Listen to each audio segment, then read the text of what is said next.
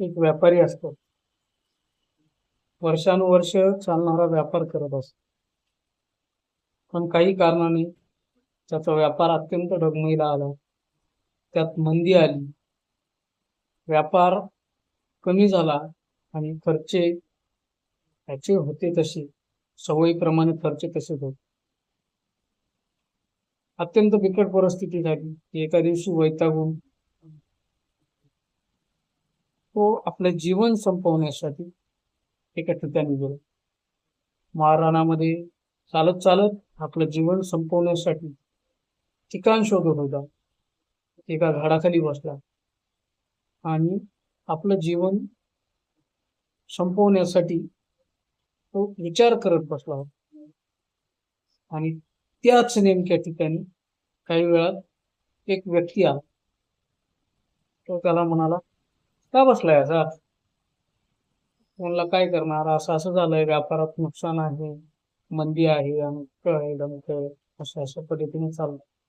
अरे तो म्हणला, अरे वेड्या, एवढंच आहे ना, ठीक आहे, एक काम कर, हा घे चेक, त्यावर मी 2 कोटी लिहितोय, ही साईन करतोय, आणि हा टाक, आणि तुझे आर्थिक प्रॉब्लेम सगळे संपवून घे आणि परत आयुष्य जग, पण मरू नको असं. व्यापारी खुश झाला, आनंदाने घरी आला. तो चेक त्याने व्यवस्थित कपाटात ठेवला आणि एक विचार केला, आपल्याकडे 2 कोटीचा चेक आहे.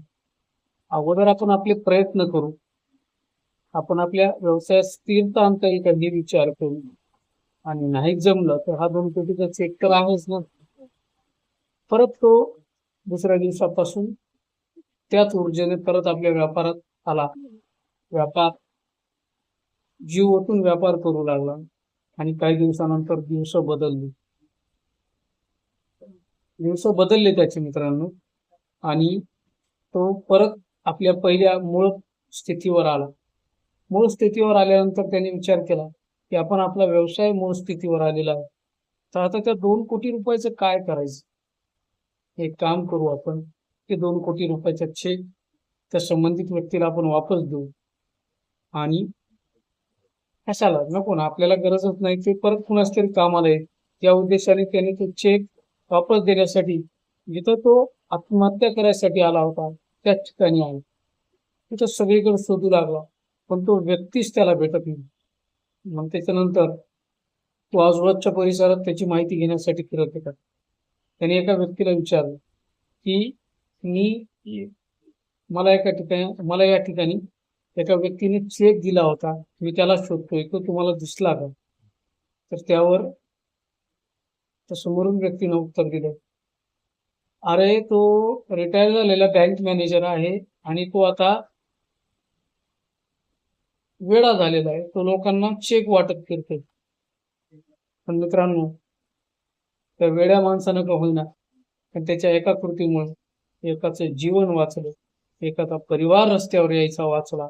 म्हणून असे काही प्रसंग आयुष्यामध्ये येत असतात, ते आपण समजून घेतले पाहिजे आणि कुणाचं तरी जीवनाचं वाचवायचं काम केलं पाहिजे, कोणाच तरी चेहऱ्यावर हसू देण्याचं काम केलं पाहिजे.